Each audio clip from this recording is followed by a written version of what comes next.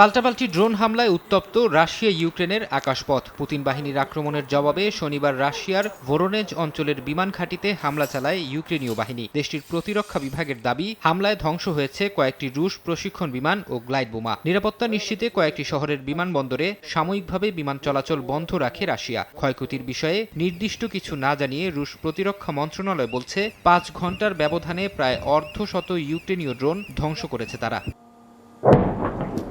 বসে নেই রাশিয়াও। শনিবার রাতভর ইউক্রেনের বিভিন্ন অঞ্চলে ৩০০-র বেশি ড্রোন হামলা চালায় তারা। যদিও ইউক্রেনীয় সেনাদের দাবি ১৫০ শতাধিক ড্রোন ভূপাতিত করেছে তারা। তবে স্থল অভিযান চালিয়ে দোনেৎস্ক সীমান্তবর্তী আরও ২টি গ্রাম দখলে নেয়ার দাবি করেছে রুশ বাহিনী। এমন পরিস্থিতিতে ইউক্রেনের শীর্ষ সেনাপ্রধান সতর্ক করে বলেছেন, উত্তর পূর্বাঞ্চলীয় খার্কিভ অঞ্চলে রাশিয়া নতুন আক্রমণের প্রস্তুতি নিচ্ছে।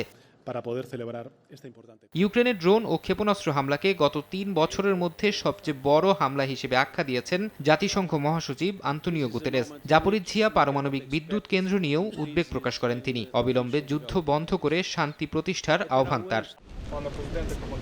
রাশিয়া হামলা জোরদার করলেও ইউক্রেনের অস্ত্র সহায়তা কমিয়ে দিয়েছে যুক্তরাষ্ট্র। এ বিষয়ে আলোচনা চলছে কিয়েভ ওয়াশিংটনের মধ্যে। দর কষাকষির এমন পর্যায়ে আবারও ধাক্কা খেলেন জেলেনস্কি। ব্লুমবার্গ এক প্রতিবেদনে জানিয়েছে, ইউক্রেন পুনর্গঠন তহবিলের জন্য অর্থ সংগ্রহ স্থগিত করেছে মার্কিন বিনিয়োগকারী প্রতিষ্ঠান ব্ল্যাক রক। যদিও ফ্রান্স নিজ উদ্যোগে বিকল্প তহবিল গঠন করবে বলে জানিয়েছে ব্লুমবার্গ। ফরহাদ চৌধুরী, সময় সংবাদ।